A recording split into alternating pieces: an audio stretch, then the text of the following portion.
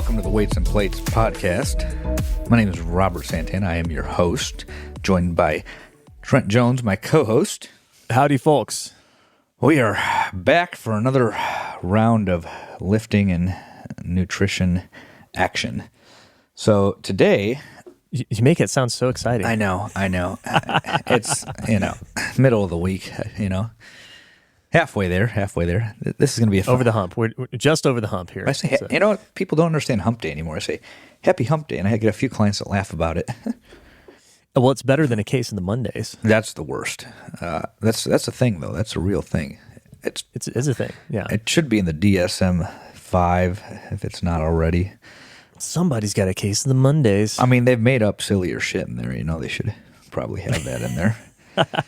All I know is that Office Space is one of the most accurate movies of all time. Well, that's a documentary.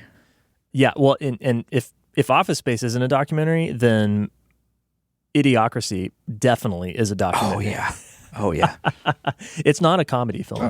There's people in denial about that, but give it a few more years. So today, we're going to talk about when shit gets hard, essentially. And by that, I mean when you stop making linear progress. I think this is an important topic to touch on. It's probably been touched on before elsewhere. Anybody who's been in the weight room long enough, especially competitive lifters, have figured this out. Some choose to accept the reality, and others spend a lot of time resisting it. And This is just live in delusion. There's a lot of people in the weight room living in delusion one way or another. That if they should really call it the Hall of Delusion. That is the weight room. The hall. That's just pretty true. I mean, the only thing that's real there is the iron, essentially. Iron and deluded dreams.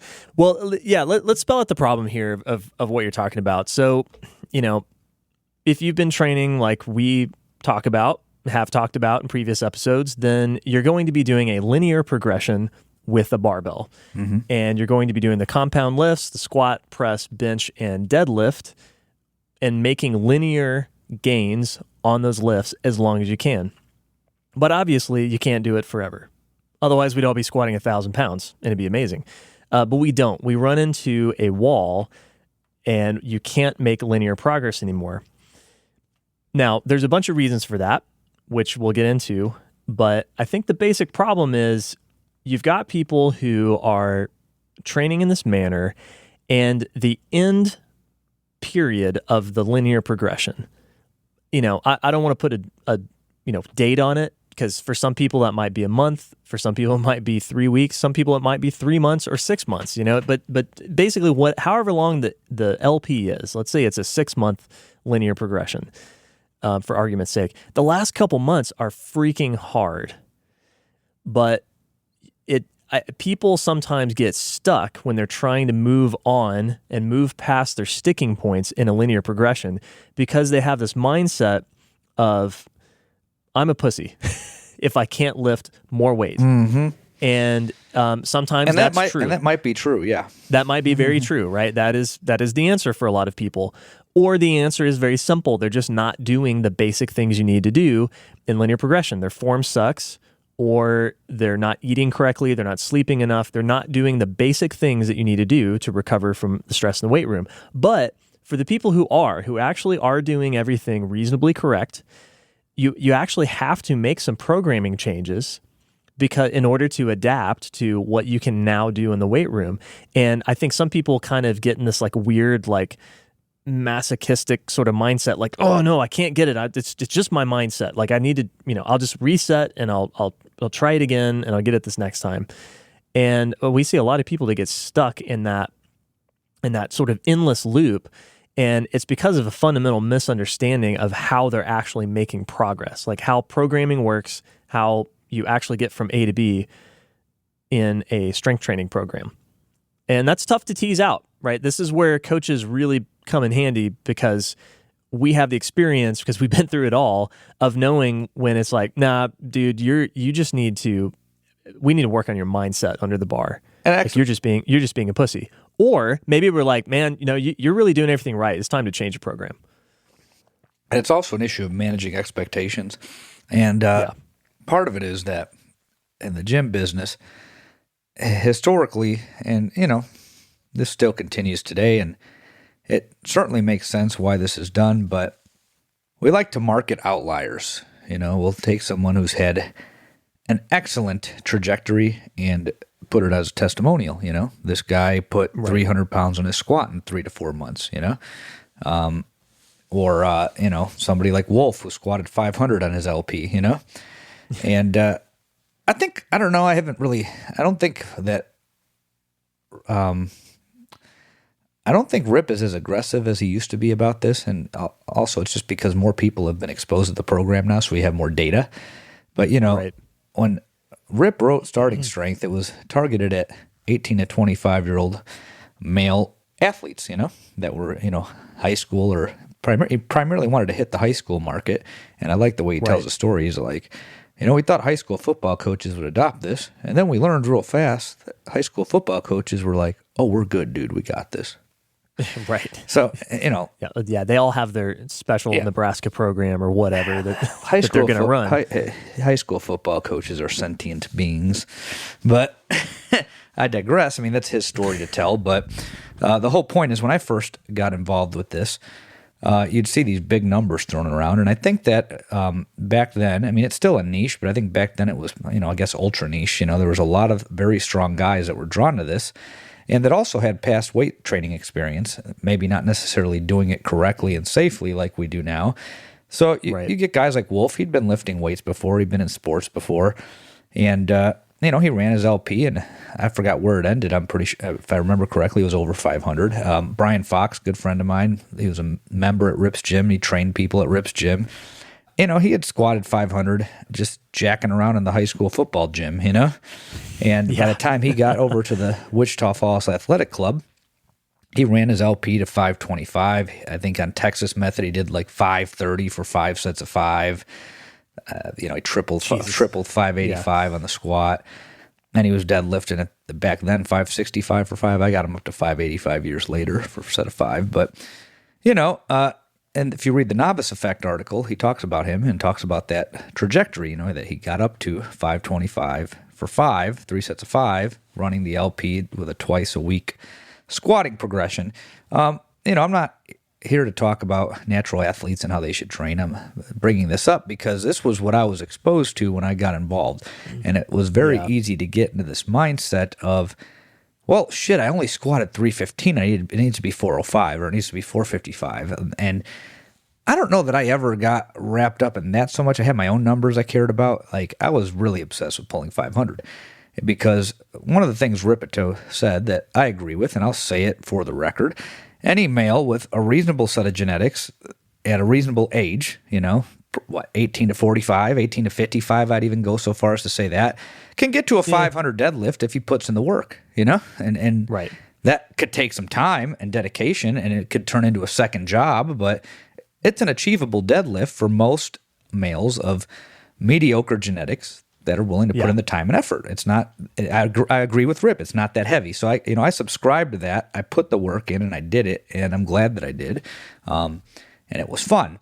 But I found that I saw this more back in the day. I don't see it so much now. I get these clients that it wasn't good enough to squat 405 or even 405 for 5. They wanted to do it for 3 sets of 5 on the novice linear progression because, Rip would make statements that are true, but, just like anybody else, it's, I guess a public figure, for lack of a better word, that you want to be a novice as long as possible. There were guys that would take that to the extreme, and it was what I called LP addiction. Like, they only wanted to get stronger on that program and no other program. Right. That's a great point, because part of that mindset problem that I was spelling out earlier is that's exactly what it is. It's LP addiction. And I understand, it's a really simple program. The population that I tend to coach is older, mostly 40 plus. I have a few younger guys that I coach, young women that I coach too, but it's mostly 40 plus. And it's kind of like more towards the 60, closer to 60 than 40.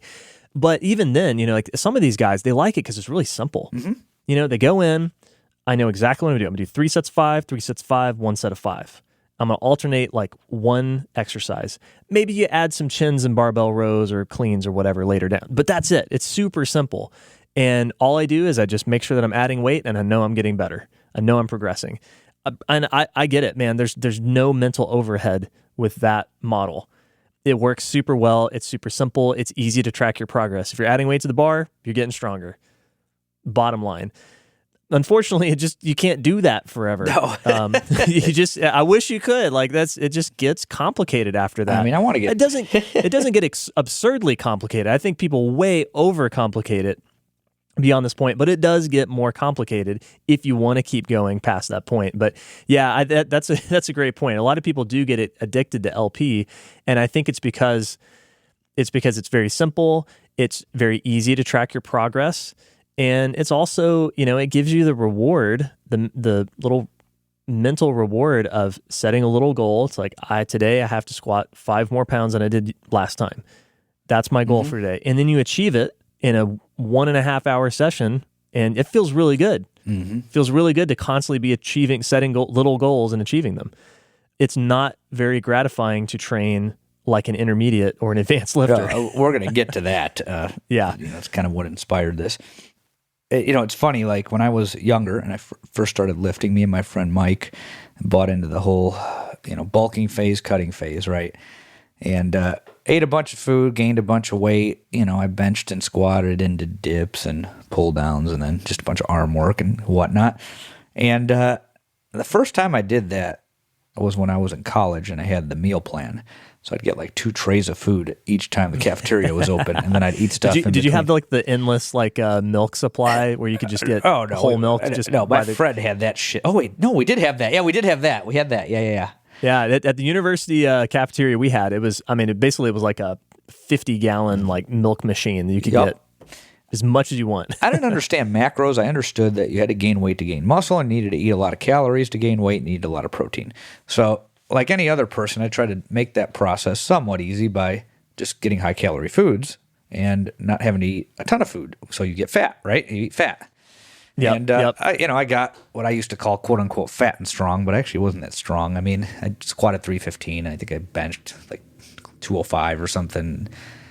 I was doing heavy dips and heavy pull-ups, so that part was cool. But didn't press, didn't deadlift. Anyways, now I remember me and my friend used to talk in the years that followed that, because then I ended up cutting all the weight off, did keto, got skinny, had no definition because I was just weak, And, the story goes on, and eventually, 10 years later, I found starting strength. But my friend that did that with me, we used to talk about, man, no bulking phase is ever like the first one. And what we were describing was the novice effect, That first time that we ate a lot of food and just put weight on our dumbbell benches and barbell benches and all the other, basically whatever shit we were doing that involved lifting weights got stronger, Yeah. And I remember that. And when I ran starting strength, I really, I got stronger at the lifts that I wasn't exposed to before, but the stuff that I did before, I got a little bit stronger, obviously, because I improved my technique and I followed a structured program that required me to add weight. But I went in with a 315 single. I probably came out with, 365 to 385 single had I tested it at the time, right? I did 330 for 3 sets of 5 the last time I ran it. So, probably 385. I'm usually 87% based on the data I have now. So, somewhere in the high 300s. So, it's great, that I put 50 to 70 pounds on my squat. That's pretty cool. But a novice puts 200 pounds on his squat. So, right. The cool thing about starting strength was I got more confident lifting heavy weights. So that part was new to me, novel and fun. But wasn't like the first time I started lifting weights and eating a bunch of food and trying to add weight, when I did that, I never squatted before, and I was squatting, 3 plates on the bar in 2 months, when I was 19, not knowing any better. And that was my experience, the novice effect. So in the book, if you read the books and you talk to any of us, we'll tell you that what you do outside of the gym is as important as inside the gym, and your technique is also important too. If you're getting injured or you're doing it wrong in squatting high, you're not squatting. That's 0 squats if it's partial, So there's other variables that play into that. And I tend to find the analytically minded tend to fixate on these variables probably too much, because they're like, well, if I fix these 10 things, I can get my squat up and do LP. Yeah. And that's where I say, yeah, you might add 5, 10, maybe 20 pounds. I mean, I do get some guys where they're squatting 225, 6 inches high, and they're going to probably have a proper LP working with me. But I'm talking about the guy who added 150 pounds to a squat and then bonked, and then maybe he could have fine-tuned some things and maybe went another 10, 15, 20 pounds, but he thinks he's going to go up another 100. Yeah, right, exactly. Yeah, so let's lay it out really quick. What are the elements of a good LP? Well, let's start with stress recovery adaptation. Why don't we explain Okay, that? well, before we get there, though, because that I do want to get there. But it's basically, there's not that many variables, right? There's technique, right? Are you actually doing the lifts correctly, efficiently? Number 2 is, are you eating enough food to support your training? And we're going to talk more about that with SRA. And then, it's like, are you resting enough? Are you just not doing anything stupid with your program? Like if you're trying to lift, like on 2-minute rest times or 1-minute rest times, like that's not going to work, right? And then, are you sleeping enough outside the gym? That's pretty much it, right? It's technique, food, sleep, and then small things like rest times. Then starting strength, we have the 3 questions, right, that you ask. Jumps, yeah. But we can talk about that. Are you taking appropriate jumps? But there's really not a whole lot there. Okay, so let's go a little bit deeper now into SRA. Okay, so SRA stands for stress, which is just what it sounds like. You apply stress, and I think SRA in some form of it, it's probably called other things. It applies to anything. Yeah. You're trying to play a musical instrument, you're going to have to apply a more complicated lesson to get better at it, or some other complicated skill. It can apply to anything. You have to do more than you did before to adapt and improve at something, right? Even something like public speaking. This is a very good life concept to kind of drill into your head when you're trying to improve at something. Going from point A to point B follows this type of system in all areas, right? Yeah, so, absolutely. In the weight room, you apply stress. That's your 3 sets of 5. That's your load, the number of sets you're going to do with that load, and the number of reps you're going to do with that load. And then it's going to take you a specified period of time to adapt to that. And by adapt, that means you are going to get stronger. That's by, depositing the protein you're consuming to form more muscle proteins and deposit more muscle glycogen so that you have more fuel available during the workout. And you're going to have hormonal shifts that happen as well. And that's the whole recovery cycle, right? You have to sleep for all that to happen as well. That's the other variable there. You have to eat adequate food so that you have those resources to build the muscle tissue. So in a novice, you might apply that stress on a Monday, and then in 48 hours, you're ready to add 5 pounds of that, maybe 10, And now you're going to do that, and you're going to get stronger. The, semantic exercise scientist people will sit there and say, well, that's neuromuscular, so as if that doesn't count, Right. As if that doesn't count. Okay. Well, the theory, again, is that your central nervous system is doing all the work in the beginning because you're learning how to do new movements and recruit muscle in different ways. All that aside, you are doing more than you did 2 days ago. There was an adaptation, and you got stronger, right? Yeah. Doesn't really matter to me that much whether it's an increase in contractile tissue or better neuromuscular efficiency. It's mostly better neuromuscular efficiency. We can all agree on that. Sure. Yeah. Is there muscle being added in 2 days? Not in a measurable level. If there is, we haven't measured it yet. So the scientific answer is no. But exercise science isn't very scientific if you kind of get into the nuts and bolts of it. Yeah, it's beside the point. Yeah. I do want to point out something, though. When you say stress, an important element here, and this is going to play into what you do as an intermediate, too, is that we often say that stress, or that the adaptation that you gain from a stress is specific to the stress. So there's lots of ways you can stress yourself. I can have you go out and do 300 air squats, and you're going to be cripplingly sore tomorrow. But did I actually do anything to get you stronger?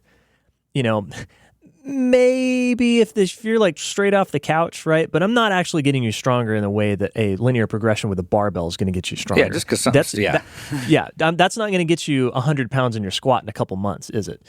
So the stress has to be specific to what adaptation you're trying to gain, right? And that's an important element of this. So that's why we count it as lifting heavier weights. So not just anything. yeah, so that reminds me of something I learned in the kinesiology program I was in that was actually valuable. Not everything was bullshit. Some of it was, some of it wasn't. It was the SAID principle, specific adaptations to imposed demands. So your adaptations are specific to what you do. So like I said earlier, anything you try to improve at, and by improve I mean going from point A to point B, you have to apply a stress that is specific to that skill and incrementally increase that stress over time. And just understanding this principle will help you understand why some shit is just really hard to get good at, you know?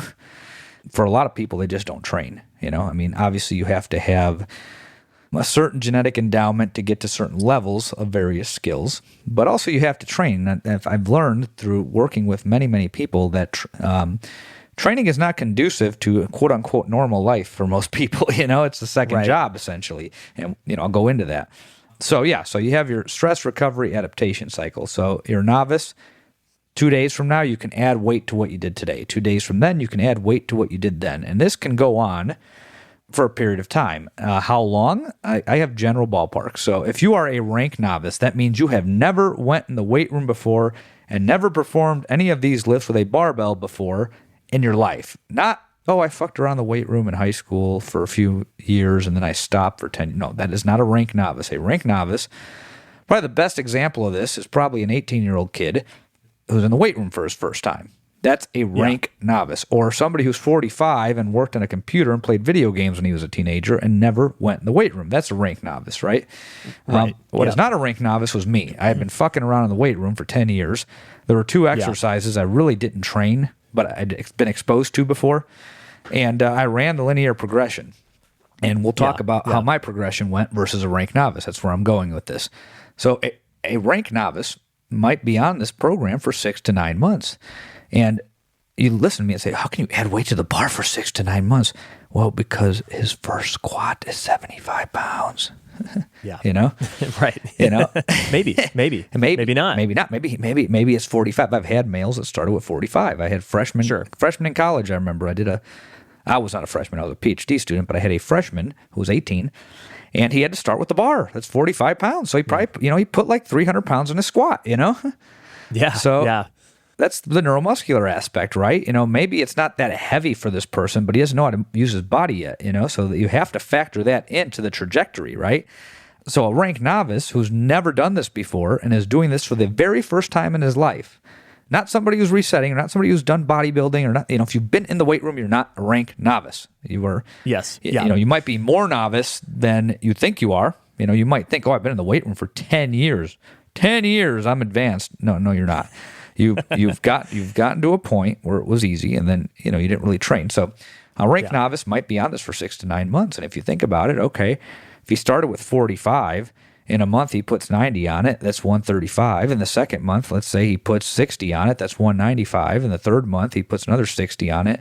That's 245. And then in the fourth month, let's say he puts another 30 on it. He's at 295. And then month 5, he's at 325. And then by month 6, he finishes at 355. Obviously, this is optimistic, of course.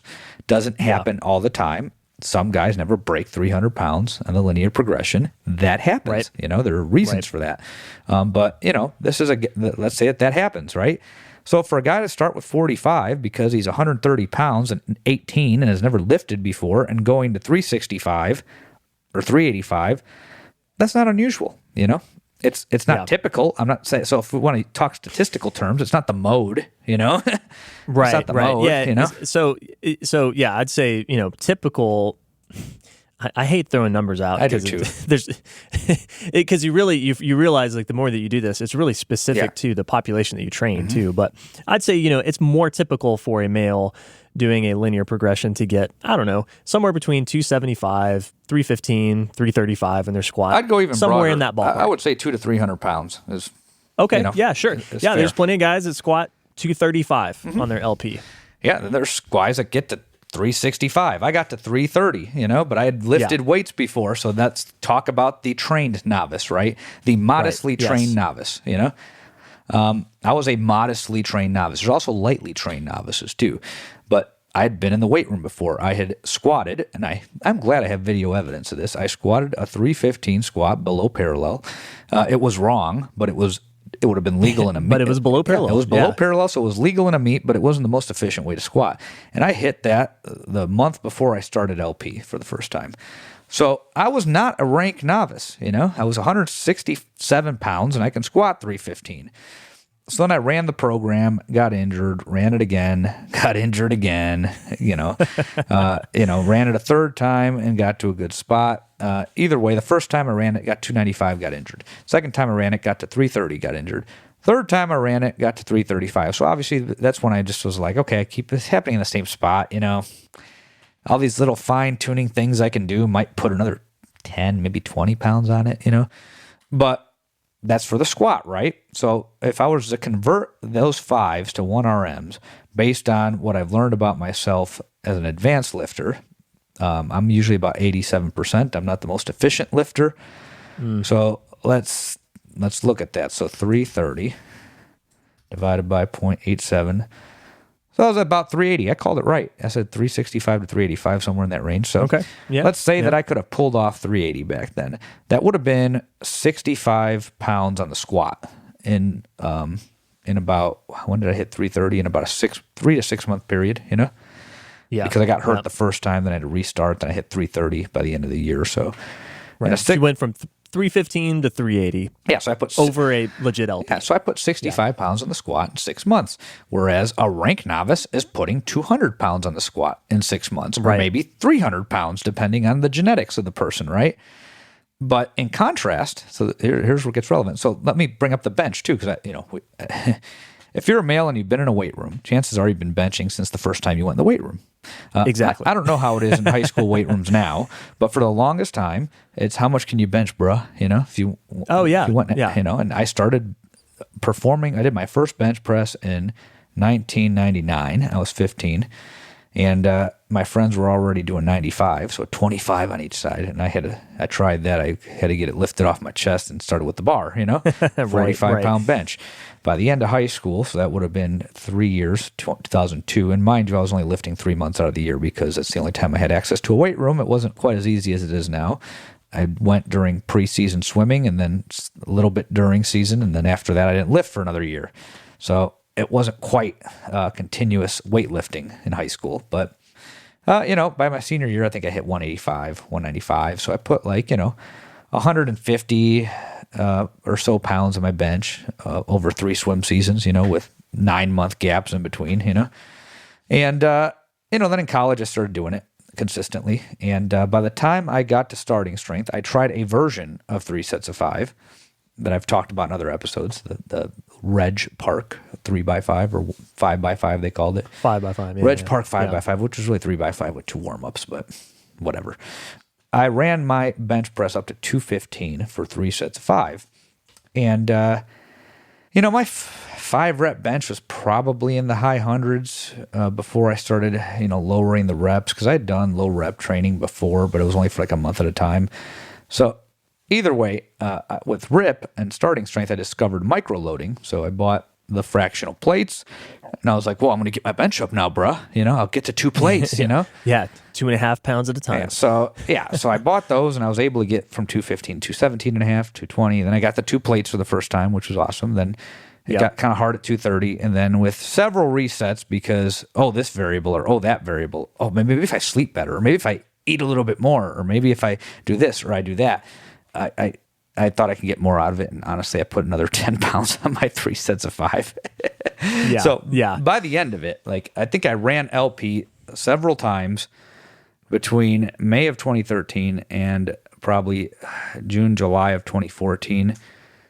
And then I think I took one more stab at it after a meet at the end of 2014, and I put, 35 pounds on my bench, 250. Yeah. That sounds about right. I was thinking here on my bench press in high school, I was trying to remember the number, and I think I got it in my head now. I somehow figured out we were doing some percentage-based program, and I would do my lifts, and then afterwards, I would go for singles on the bench. And I somehow figured out that if I added more weight, I could I could do singles. Like I was basically LPing my top single. Yeah. I just didn't think to do it with like the rest of my work sets. Yeah. But in high school on the football team, I played football, so we had a good weight room, and we did squat and press. We didn't press. We squatted, benched, and power cleaned. Yeah. Sort of. We reverse curled, reverse curl with a jump. Yeah. But anyway, I remember I hit a 227 bench for a single my senior year when I was 18. And I'm 32 now, and I just hit a few weeks ago a 320 bench for a single. Mm-hmm. Now, I didn't start strength training for real until I was, 26, 27. And at that point, I think my LP ended about 225 for 3 sets of 5. Okay. Pretty close to 2 plates. But, and so on this last run up to 320, okay, with 6 years of strength training under my belt, I think I did 3 sets of 5 for 255. That's about right. So about 250, about 30 pounds. 255. Okay, so there you go, right? And Yeah. I'm a good bencher. I'm built to bench. I'm not a big guy. I'm kind of on the smaller end. I'm like 5'8", 195. But I'm kind of built to bench. I got, big shoulders, big pecs. I've got short arms. I've got the T-Rex arms. I look like Matthew McConaughey. I'm not that bad, but Henry Cavill. But yeah, so there you go. That's pretty good progress too. And that took a lot of work. Mm-hmm. Now I'm not going to say that I've trained from day one that I discovered real strength training, that I have trained with the intention of pushing up my bench at all costs, right? I haven't. There's been long periods of time where I was just trying to more or less maintain what I've done, like we've talked about. But that's there you go. There's a good example of the magnitude of change. The segue from that, so we both established that, we fucked around with a couple lifts, and then they went up, but it was, modest compared to a rank novice. Rank novice might put 150 pounds on his bench in 3 months, or 4 months or 5 or whatever, might start with 45-pound bar, might end with 245 for 3 sets of 5.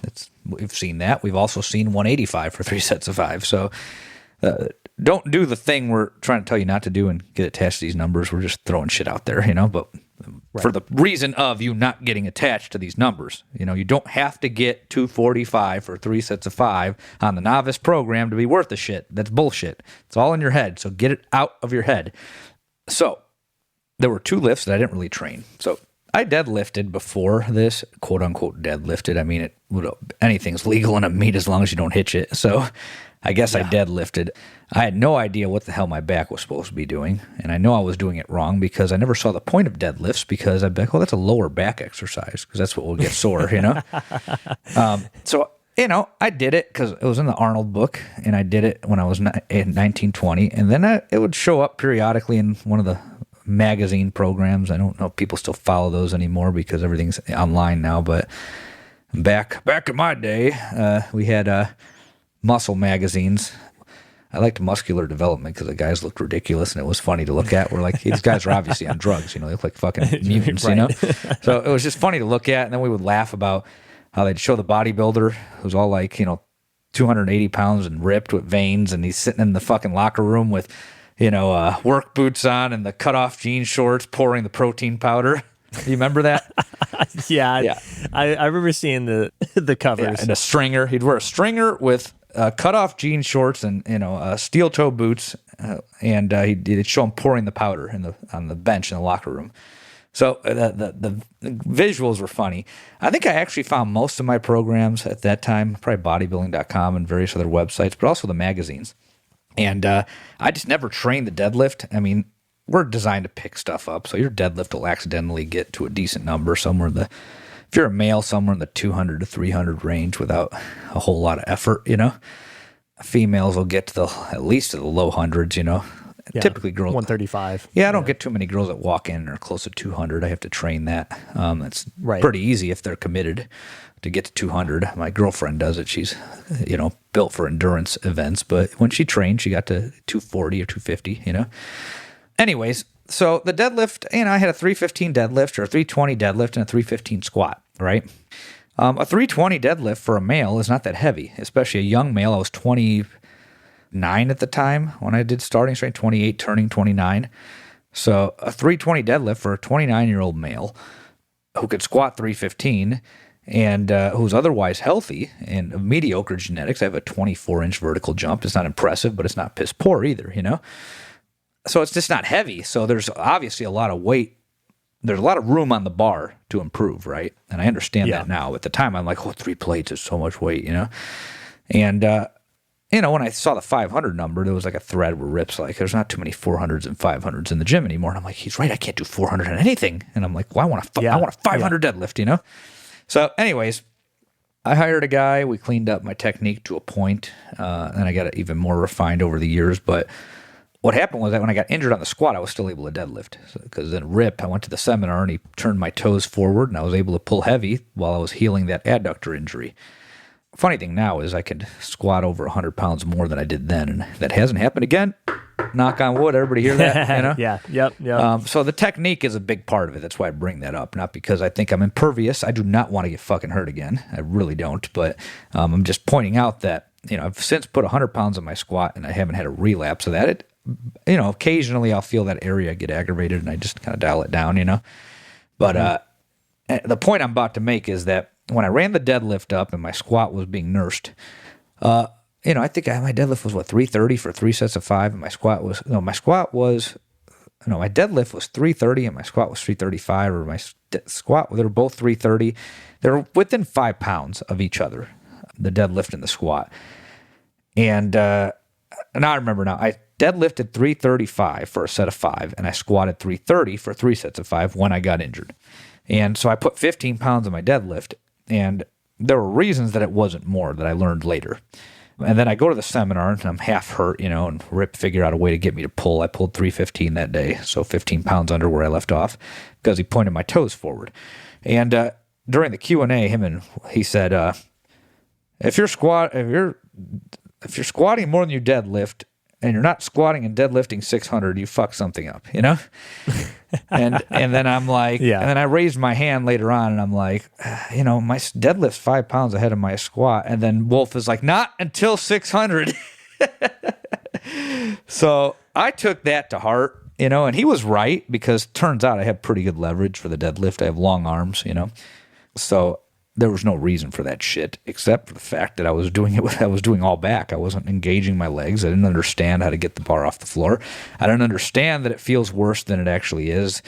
There was a lot of things I didn't understand. I also didn't understand that I was supposed to ramp the fucking thing up faster than the squats. All things that I make everybody else go through now.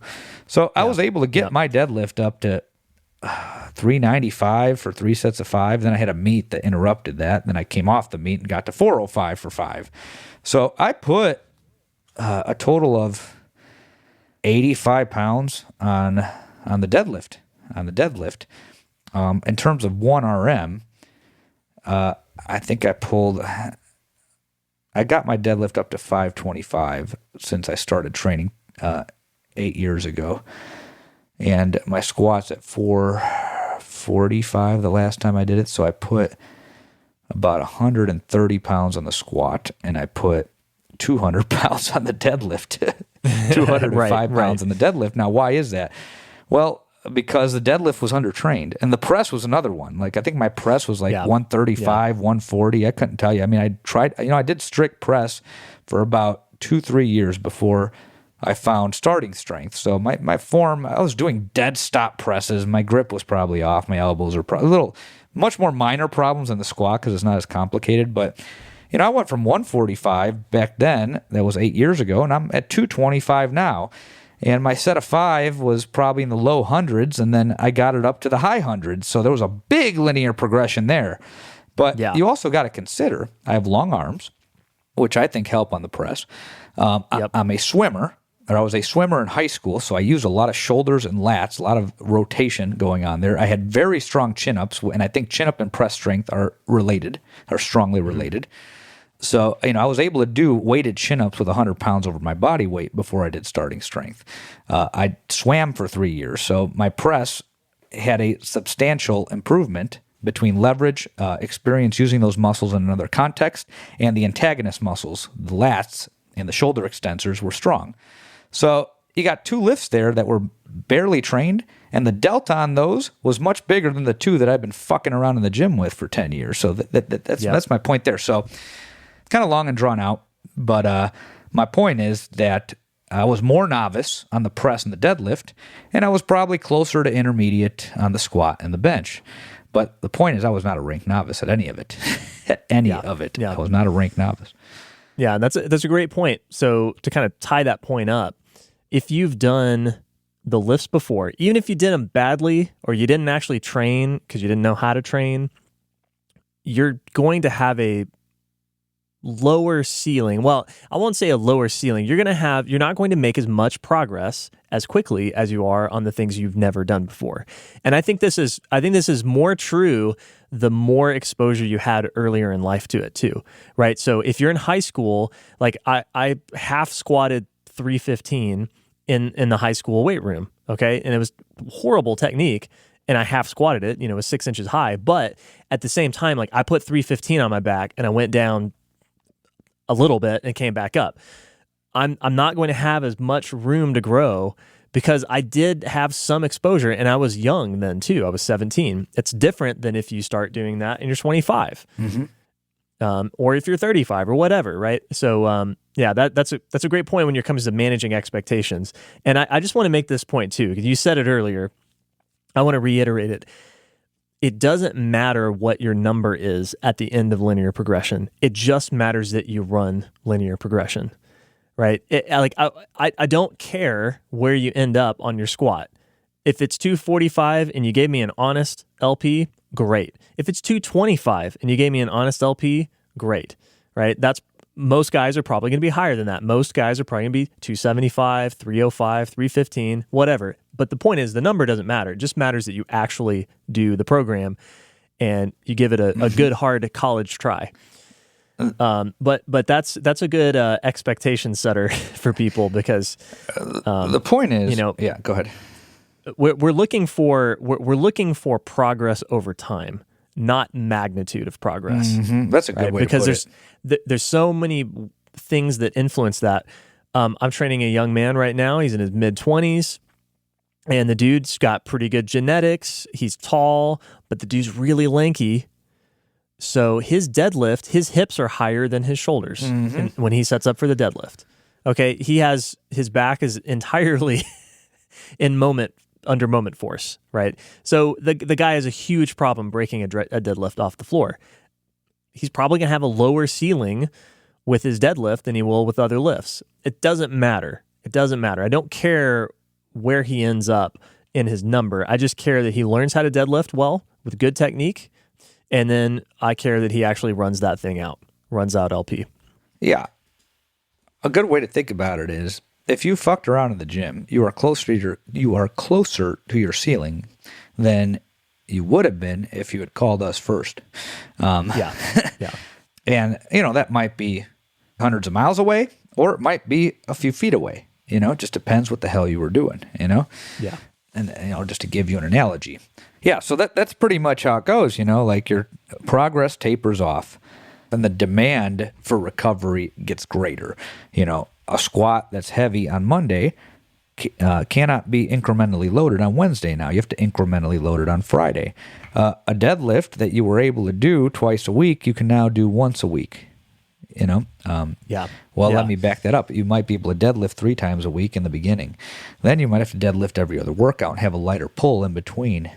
And then you might be pulling once a week. Then you might be rack pulling 1 week and deadlifting 1 week, because the stress of that 5-rep deadlift, that's the heaviest set of 5 you've ever pulled, takes 2 weeks before you can do it again. That squat might eventually take a week. And that just means that you are becoming more of an intermediate. So typically in the late state, in the late LP or end LP as we call it, you are scraping to get these sets done, and you are just destroyed, tired, you're sleeping longer, and you feel like shit, and you're falling asleep on the job all week, taking in more caffeine than you knew you could handle, Yeah, and it's psychologically stressful as well. You sit up at night thinking about the sets you got to squat tomorrow. You did this right when you want to get it and you don't want to get it at the same time. Yes, yeah, absolutely. If there's a little bit of dread there, you're doing it right.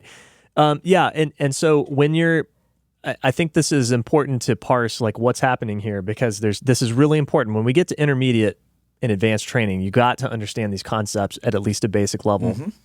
So I think you're right about the squat and the deadlift. That's the reason that you eventually will run into a wall where you cannot continue to add weight, is because the stress is too high to recover from within the given window, which is, we're saying we're working out 3 times a week, Monday, Wednesday, Friday, right? That's our novice plan. So you cannot recover from that heavy squat from Monday to Wednesday. So you got to do something else instead. And you alluded to it. You do a light day on your squat. So the next heavy day then becomes Friday. So now the real recovery window, if you think about it, is really Monday to Friday. And that Wednesday light day on your squat is just kind of like a, keep the technique, kind of keep the groove going, but it's not a whole lot of stress to the system. It's mostly just recovery, extra time for recovery. But I think the other reason why you run out of steam on linear progression is that the amount of work that you've done, the stress that you've imposed in the gym is not sufficient to produce adaptation. And I think that's what happens to your press and your bench press. Oh, yeah. Because those lifts are lighter. They're not systemically stressful like the squat and the deadlift are. They don't recruit as much muscle mass, smaller muscle groups. They're just not as taxing on the whole body as a squat and the deadlift. And so what I think happens with the press, and we could argue about the bench press a little bit, but definitely on the press, is that you just aren't doing enough work by the end of LP to continue driving it up. 3 sets of 5 every other workout is not enough volume, tonnage, etc., to drive further adaptation. And we talked about that in the maintenance episode, right? That if you don't continue putting stress into the system, you're not going to get adaptation, right? And it has to get heavier in order to drive more stress, or you have to do more reps. And that's where that comes in the press and the bench press. So there's 2 reasons why LP stops. Well, also keep in mind, too, what I've said before. I don't know if I've said it here. I've said it in many places. Every exercise is a back exercise. So eventually, yes, squatting and deadlifting heavy fucks everything up. It's hard to do chin-ups. Right, it's hard to bench. It's hard to press. Your back just gets completely fucking wrecked. And, once you get past that, then it basically turns into this situation where you're taking a week at a time to recover. On the deadlift, maybe 2 weeks. Typically as an intermediate, I'm going to rack pull 1 week. I'm going to deadlift 1 week. And, then for a while, you might be able to make weekly linear progress, which is kind of nice because you're still in that mode of, I'm adding on a scheduled basis, and it's still predictable, I should say. The early intermediate can still be predictable. But then you notice, like, you go out drinking on Saturday. You can't make your squats on Monday, What's going on here? I used to do that on LP. Or you slept for 4 hours because you worked all night, right? And then you're missing your bench press, your squat, any of the lifts. Suddenly these smaller variables start to matter. Whereas, in the first couple of months of lifting, you get away with a lot of shit. You're like, I got drunk and then I made my lift Monday, So suddenly these things start to matter. The things you do outside of the gym start to matter the closer you get to your ceiling. And I'm not saying that an intermediate's all the way up at the genetic ceiling, but he's closer than a novice, right? So, suddenly, it becomes more of a job, or like, let's say you didn't eat. You're like, oh, crap, I ate twice today and, I got enough protein. So what the hell? Well, you didn't get enough carbs, So like now all of a sudden, all these other factors have bigger effects on you or, so basically the programming alone doesn't explain why or why not something is working. The recovery becomes more important as you climb the adaptation curve and approach your genetic ceiling. Yeah, that's a great point. It's the road that you're walking on gets narrower and narrower the further you go, right? So when you're a novice, you've got a whole wide, 4-lane highway to walk down. And as you get closer to being an intermediate and advanced, you're walking a tightrope eventually. If you keep going, and there's very little room for error when you're at a very high level of training advancement. I'll give you an example too. Your programming has to get better the more advanced you get too, because if the magnitude of stress that you can impart on yourself once you're strong, because you're now a late intermediate or advanced lifter, is very high. And this is, I have a great example that just happened to me this week. So, I'm not training for any competition right now, but I am training. I had a huge move earlier this year, and I took a bunch of time off from lifting, and it took me a while to get my gym reset up in our new place. So I went back and I did a novice linear progression, and it didn't last very long because I have a lot of previous training experience, but I did one. And then I put myself into kind of a early intermediate program for a little while, and I'm kind of at the end of that right now. So I squatted 3 days ago. I squatted 340 for a set of 5, and then I did a drop set, two sets of 5 drop sets at 315. Then the next day, I'm doing a 4-day split. So the next day, and then I did presses or whatever, bench, I think. And then the next day I did press, and then I deadlifted, and I pulled 405 for a set of 5. That 405 for a set of 5 is pretty close to my PR for a set of 5. It freaking ended me. Part of my soul left my body. Yep. I hit rep 4, and it was a tough grinder, but I'm like, fuck it. No, I'm doing 5 reps. I'm not doing 4 reps today. 5 will happen. And that 5th rep, a novice would not have even thought, he wouldn't even try to break it off the ground. He'd be like, no way. But I knew I had it in me, but I didn't know how much it would take from me. That was a much higher RPE, if we want to go there, much, much higher RPE than I expected it to be. It was basically balls out. You could put a gun to my head. There's no way I could have broke number 6 off the ground. And so why do I bring that up? Well, 2 things. Number 1, I've been driving my squat up, and so I was already pretty dang fatigued from that. And I was starting to get spillover fatigue into my pulls. Number 2, because I pulled that 405, I'm a few days after that now. I have to squat again. I could, what am I going to do? Am I going to load up 345 in the bar and do a top set and back off sets? Maybe I could eke that out. But I tell you what, when I was warming up, I am just completely torched still from that 405 that I pulled. Right? So I didn't. I had to change my workout to make it 275 for 4 sets 5. And do a little volume day there at a lighter weight. So you have to, and I point this out because I knew that this is where I was in the program, right? Because I've been here before. But the things that you do, that bout of 405 for a set of 5, I could not have done as a novice and even an early intermediate years ago when I was first going through this process. But I could do it now because I've got a lot of training under my belt, and I've acquired the strength to be able to put a huge amount of stress on my body. But I have to carefully plan when I do that because it will have it will have spillover effects on all the rest of the things that I do for the next week. For the next week. Like you said, if I was even stronger, it might be 2 weeks that I have spillover effects from that single bout of stress in the deadlift. Yeah. And so you got to be careful with your programming. Yeah, no, it's funny.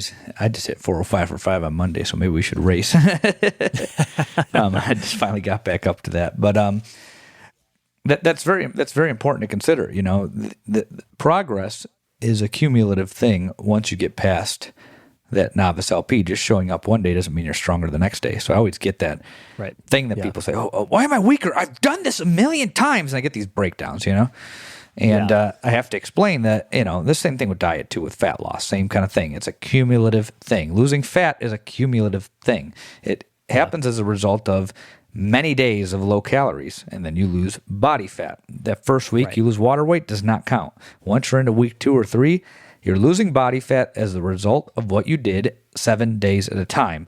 With muscle mass, or strength, the improvements in strength and the increases in muscle mass are the result of an accumulation of stress recovery adaptation. And it's typically in the 3 to 6 month range at a time, and that extends as you do this longer. So, when we continue this, because this is definitely going to be a 2-part episode, we're Yeah. going to talk Yep. about the point of diminishing returns. The longer you do this, you're scraping for, you're putting in a lot of work for a little bit of result, That's right. So, I'll say another way to describe this phenomenon we're talking about of training advancement is that the SRA window or cycle gets stretched out over a longer period of time. So, like we said, as a novice, it's very short. The cycle happens from workout to workout. Then eventually it happens from workout on Monday to workout on Friday. That's the total SRA curve, if you will, or cycle. And then as an intermediate training, it happens from Monday to Monday. It happens on a weekly basis. It takes an entire week for that whole cycle to play out over multiple workouts, right? So this is where it's fundamentally different from novice progression, is that in a novice workout, everything's very neat. A single workout serves as a single bout of stress. You recover from that and adapt, and then you start over at the next point on the next workout, and you do it again. It's an entire cycle, nice and neat. By the time you get to intermediate training, it gets messy, because now you have your stress that's imposed on one day, and it takes a full week for the adaptation to occur and express that on the next workout. But obviously you're working out in between, right? You're not just doing one workout a week. No, you're still doing 3 workouts or maybe even 4 workouts per week. So now we start to get complicated because basically you have to do more stuff over a series of workouts in order to accumulate enough stress to drive the adaptation. And so now you don't just think of stress as being one singular event. It's now multiple events of different types of stress, right? And we'll go further into this in part 2, but now we have the idea of different types of stress. As a novice, there's only one type of stress, and that's putting more weight on the bar, because the number of reps we're doing is fixed, the number of sets and the rep count is fixed. As an intermediate, we're going to vary those so that we can get different types of stress. We're going to get stress from intensity, which is more weight on the bar, but we're also going to get stress from volume, which is accumulating a lot of reps and sets at a lower intensity than our intensity days. And that's the basics of intermediate programming. The thing that I want our listeners to think about between now and 2 weeks from now is that one of the key features of intermediate, I'd say probably mid to late intermediate, because early intermediate, it's kind of like novice. You can predict what's happening. Once you get into mid intermediate and beyond, you don't get to decide when you're going to PR anymore. And that's a whole another mindset you have to get into. And you can't predict it like you used to. It becomes less predictable. And frankly, you got to get used to missing reps. And it's not that you should be missing reps every week, but you're not going to have a nice, clean progression that you can map out for 12 weeks and have it work out. I mean, Ed Cohen was able to do it, but he's Ed Cohen, But the point is, you don't get to decide when your best lift is there. Right. There's a lot you can do to maximize the chances of that happening, but it's not up to you anymore. What's up to you is that you show up. And that's a great point. And I'll just say that the way I put it to my lifters is that the way you think about PRs has to change. Like a PR is no longer just what can you do for one rep for the most weight you've ever done. That is a PR, but there's other PRs too. How much have you done for 5 reps? How much have you done for 3 by 5? How much have you done for 5 by 5? 3 by 8?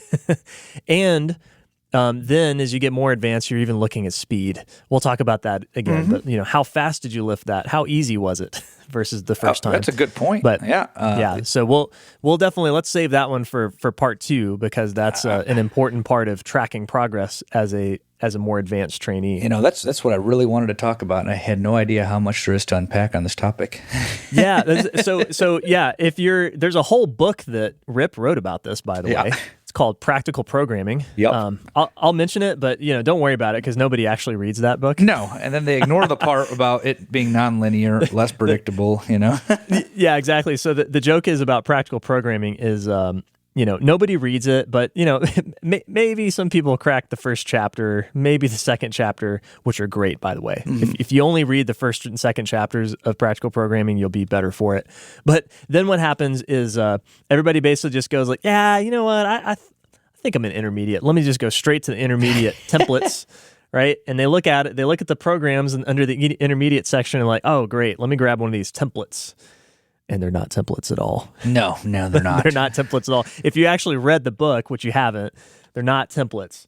They're just demonstrations. They're demonstrations. You got to apply it to your own situation. Yeah. And, But yeah, it warranted a whole book. And Practical Programming is nearly as big as Starting Strength, the blue book. There's a lot of books on this topic, and they all kind of say the same thing. Beyond a certain point, it becomes more individual, it becomes less predictable, and PRs become less frequent. Yes, if you eventually it becomes less about 1RM. I agree with that. And, look at your 5RM, look at your 8RM, etc. But then eventually that barely changes when you're an advanced Right. lifter. And I've had people like this, and it's mentally hard to deal with, especially when you have a person who's very strong, Right. Right. And if you're one of these people that's listening, then you need to wrap your mind around the reality that you're scraping for a little bit of progress, and that's okay. Yeah. That's okay. That's just what happens. Eventually we all get there. My last PR was in December. I just pulled it up while you were talking. December of 2020, and it's almost been 10 months. 10 months since I PR'd. Yeah. That's funny. I PR'd my bench, but I was going to say my last PR was December 2020 as well, but I did PR my bench recently, but that's it. I may have PR'd. No, I think I PR'd the bench at the end of last year too, because the people that were at my gym, good friends of mine, that would have been Abby and James and Abby's brother Adam. They were still members, and they left in January. So, yeah, I think I PR'd my bench, and I PR'd my deadlift, and my squat at some point at the end of the year. Yeah, I PR'd everything except the press. After 225, I didn't care. Right, right. I probably have 230 to 235. I think I tried it once, and I was... Again, it's that that recovery shit. Like the stars did not align, and the stars really need to align when you're advanced. Because if they don't, it doesn't matter that you had a good set of 5 in your training cycle. You lost that single because maybe you slept wrong, maybe you ate the wrong thing, maybe you're sick and it's just starting to hit. But then you have to wait a whole other training cycle to try again. Yep. So you got to really love to do this shit to get to this point. And it doesn't stress me out anymore because I had hard numbers I wanted. And after that, I was like, well, I guess I got to show up and try to put more weight on. So now it's lifestyle. I go in, I try to add. If I can't, I can't. And, I don't get too frustrated about it. And when there's a PR there, it's quite exciting. But when there's not a PR there, I'm like, well, something got fucked up in my recovery. I go back to the drawing board. So I spent a month trying to squeeze out another 10 pounds on that deadlift, and it was probably there, truth be told, by other metrics that I've looked at. And it just, I could not get the stars to align on that training cycle. I got that bar halfway up my damn thigh, and I'm like, if I couldn't finish it there, I'm going to need another training cycle for this. Then I've just had a weird year with recovery, so I haven't worked it up that high again. But I really can't wait to talk about this in our next episode, because the intermediate advanced stuff, it's what really weeds out the true enthusiasts from, those who've had it easy. Right. Yep, exactly. Yeah, so if you didn't squat 405 for 3x5 on your LP, like some of our annoying friends have done, then tune in for the next part. Part 2, we're going to talk more about intermediate advanced training in detail. We've kind of just given broad strokes concepts here, but the reason, like, you got to understand this stuff if you're going to be an intermediate trainee, because unless you have a coach that you're paying to do programming for you every workout, you're going to have to make some decisions, and they're going to have to be based on your observations of you, like how you've responded in the weight room. We can't generalize very much about intermediates and especially not advanced lifters. So you gotta understand these points. And even if you do have a coach, even if you do pay somebody to do this for you, it's good to know anyway, right? Because frankly, coaches need feedback too. Like, we need to know how things are going in the gym, especially if we're working with you remotely. So it's a good skill to have, and it's only going to make you a better, more informed lifter. Absolutely. And I'll talk about this on the next one, but to add to that point, you don't want to compare yourself to other lifters because everybody's physiology and genetics are different, but also estimated 1RM is bullshit unless you're estimating it based on your own data, Yeah. Don't get Just say no to the ERM calculator. Estimated 1RM is complete and utter bullshit. I estimate my 1RM squats. What do you think? 565? Sure. Sounds good. Yeah, exactly. Yeah, sure. Yeah. Exactly. So, it's just don't fuck with it. It's just going to get in your head, and it sets you up for false expectations. E1RMs are good for ballpark figures, not absolutes, because it is estimated. It's probably right within 20 to 40 pounds, depending on if it's a squat or deadlift, obviously, But that's a pretty broad range, and you really, if you want to estimate something, use your own data. Like I consistently squat a set of 5 with 88% of my max consistently for almost a decade now. That has been the ratio. So that is not a calculator. That is data that I've that I've derived from my own training. That is very different than going online using an E1RM calculator, or worse, an RPE chart. No, just don't do it. Anyways, I can't wait for the next one, Trent. I can't wait to elaborate on this because I have so many things to unpack, and I'm trying to squeeze a little bit in there before we finish, but it's coming. All right. I'm looking forward to it, man. I'm looking forward to it. Excellent. So let's close out here. You can find me at weightsandplates.com or on Instagram at _Robert_Santana. At some point, I'll put more pictures up. I'm running into some high intensity, so my occasional lifting video should pop up soon if things continue to go well. You only post PRs. Pretty much. I mean, it's not interesting. I mean, I used to. Yeah, nobody wants to see me LPing for the 19th time. No, I mean, it's then your feed looks all like repetitive, and it's painful on the eyes. Don't follow it. Here's a little Instagram advice, because we're about to give our Instagram handles here. Don't follow a bunch of lifters, because then your feed, this is like my feed, all right? So I pull it open, it's just like squats, deadlift, squat, deadlift. Oh, there's a bench press. Oh, there's a bench press with one of those like transformer bars. That's interesting, right? Oh, there's another squat. Here's a press. That's all it is. It's just training all. Yeah, don't do that. Yeah, don't. I need to unfollow like 300 people here. But so yeah, and then my gym is weights _and _plates. Excellent. You can find me at marmalade_cream for the time being. I don't know if I'm gonna keep doing this Instagram thing. I don't know. Kind of over it. I'm of mixed opinion on it, but yeah. For then, you can until then you can find me there. I had a guy recently reach out to me who's been listening to the Weights and Plates podcast. We were chatting about kind of the devil being in the details of nutrition and really counting all the calories that you're eating. And we were talking about alcohol in particular, which I think we need to talk about. We need to do an episode about that.